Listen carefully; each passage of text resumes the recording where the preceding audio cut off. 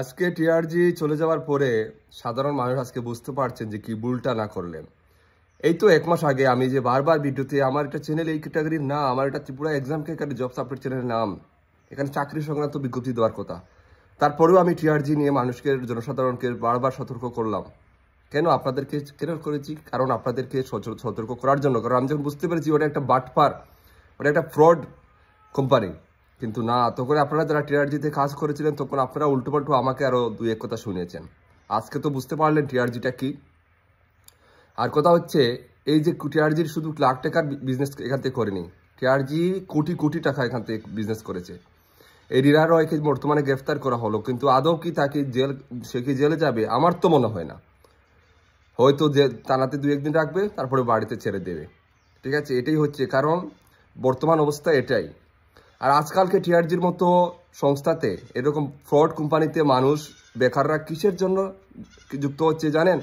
কারণ আমাদের ত্রিপুরার বর্তমান অবস্থা এতটাই খারাপ যে এডুকেটেড পার্সনের অভাব নেই, শিক্ষাগত যোগ্যতা তাদের অভাব নেই, কিন্তু তার সত্ত্বেও চাকরি নেই। ত্রিপুরাতে ভ্যাকেন্সি নেই। সেই জন্য মানুষ 2 টাকা জায়গার দিকে পায়, সেই দিকে মানুষ দৌড়য়। এর দায়ভার কে নেবে? ত্রিপুরা সরকার, গভর্নমেন্ট। এই যে ত্রিপুরাতে এত পরিমাণে বেকারত্ব, এত পরিমাণে বেকার, তাদের কি কথা আমাদের ত্রিপুরা গভর্নমেন্ট কতটুকু ভেবেছে আপনাদের বলে মনে হয়? যে জায়গায় যে কোনো একটা চাকরি চাইতে হলে 4 বছর 5 বছর সে জায়গায় লেগে যায়, মানুষ বুড়ো হয়ে যাচ্ছে, তারপরে চাকরি পাচ্ছে না। এই জায়গায় মানুষ বেকাররা আর কি করবে? আর যতদিন পর্যন্ত আমাদের ত্রিপুরাতে দালাল মিডিয়াগুলো থাকবে, সারা ভারতবর্ষের মধ্যে দালাল মিডিয়াগুলো থাকবে, ততদিন পর্যন্ত এই দেশের কোনো বেকারত্ব শেষ হবে না, এটা মাথায় রাখবেন। দালাল মিডিয়া শুধু পারে জাতপাত নিয়ে মানুষকে লড়াই করাতে, মানুষের মধ্যে মারামারি লাগাতে। এটাই দালাল মিডিয়ার কাজ।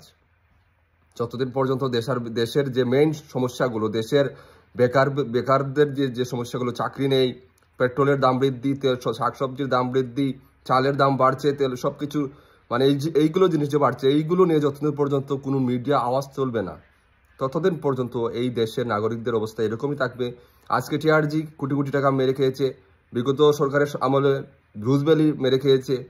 আরও সামনের দিকে আরও এরকম বিভিন্ন কোম্পানি আসবে, যেটা আসার পরে বেকাররা অবশ্যই সেটার সাথে জড়িত হবে। কারণ বেকারদের আয় নেই, সেটাতে গেলে তারা 2 টাকা পায়, সে পাওয়ার আশায়, তার পরিবার চালানোর আশায় সেটাতে সে যুক্ত হয়।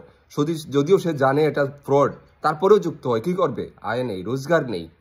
এটাই হচ্ছে আমাদের ত্রিপুরা বেকারদের অবস্থা। আর এই দুঃখ মোচন হবে বলে আমার মনে হয় না। আফসোস মনের মধ্যে, কারণ ত্রিপুরা সরকার, গভর্নমেন্ট একটা চাকরি, বিশেষ করে একটা চাকরি দিতে 5 বছর 4 বছর সময় নেয়। স্পেশাল এক্সিকিউটিভ আজকে 3 বছর প্লাস আজ পর্যন্ত এগুলো ছাড়তে পারলো না। তো এই জায়গায় ত্রিপুরার বেকাররা কি করবে?